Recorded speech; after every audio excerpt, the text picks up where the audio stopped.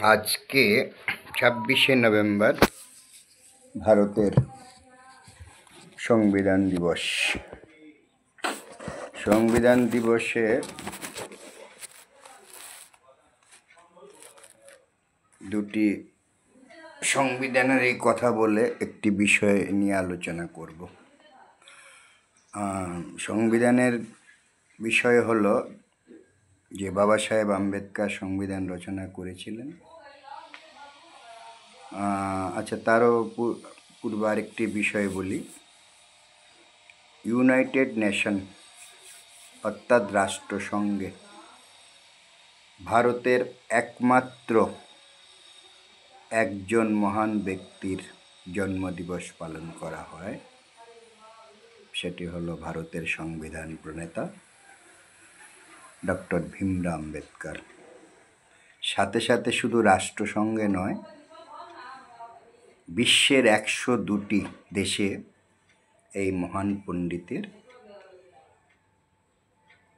জন্মদিবস পালন করা হয়। সাথে সাথে ডক্টর ভীমরাও আম্বেদকরের জন্মদিবস 14 এপ্রিলকে আন্তর্জাতিক বিজ্ঞান দিবস হিসাবে রাষ্ট্রসংঘ থেকে ঘোষণা করা হয়েছে। তো যাই হোক, আজকে আমার বলার বিষয়টা হলো সংবিধানের দুটো বিষয় আমি উল্লেখ করব। একটি হচ্ছে বিলম্বিত বিচার অবিচারের সমান, বাবা সাহেব লিখে দিয়ে গেছে, এবং আরেকটি শত অপরাধী বেকসুর খালাস হয়ে যাক, তাতে কোনো আইনত বাধা নেই বা অপরাধ নয়, কিন্তু একজন নিরপরাধীরও যেন শাস্তি না হয়। তো এই 26শে নভেম্বর কিছু প্রশ্ন চিহ্ন থাকছে। আজকে আমি যে বিষয়ে আলোচনা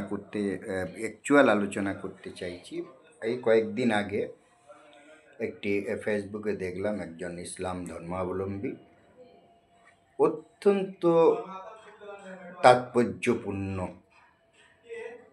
বক্তব্য তুলে ধরেছেন। তা হলো এই বিভিন্ন রাজনৈতিক বা সরকার দ্বারা এই মন্দির মসজিদ ইত্যাদি নির্মাণ, এই বিষয়টা নিয়ে এত সুন্দরভাবে তুলে ধরেছেন। সত্যি আমি সেখানে তো মন্তব্যে প্রশংসা করেছি, এবং তার মধ্যে তার অনেক বিষয় তুলে ধরেছেন সেখানে, ইহার প্রয়োজনীয়তা কতটা, এবং কিছু প্রশ্ন তুলেছেন। যাই হোক, আমি আসলে এইসব ধর্মীয় বিষয় নিয়ে বেশি আমি বলতেও চাই না, বলিও না, কিন্তু এই ভদ্রলোকের বক্তব্যটা এতটা আমার ভালো লেগেছে, এখনও ভেবেছিলাম একটু বিশ্লেষণ করব, না ঠিক আমার পছন্দ নয় ধর্মীয় বিষয় নিয়ে, একেবারে না। এই যে বিষয়গুলো নিয়ে হিংসা উৎপন্ন হয়, তেমন বিষয় না থাকাটাই ভালো। বর্তমানে একটি বিষয় নিয়ে খুবই চর্চা চলছে, আমি সেদিকেও ঢুকতে চাই না। আজকে শুধু সংবিধান দিবসে প্রত্যেকের কাছে একটি নিবেদন থাকবে, প্রত্যেকের ধর্মান্ধতা ভুলে গিয়ে ধর্ম নিজে পালন করুন, নিজের পরিবারকে ধর্ম পালনে উদ্বুদ্ধ করুন। তার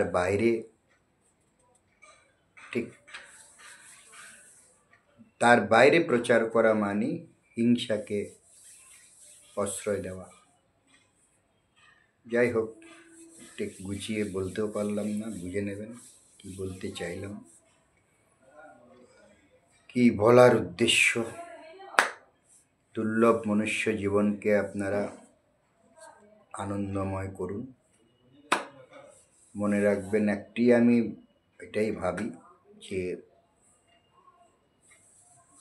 ভগবান ইত্যাদি যদি থেকেই থাকেন, তবে মনুষ্য জন্মে তাকে অনেককে কেন অনাহারে রাখবেন, অর্ধাহারে রাখবেন?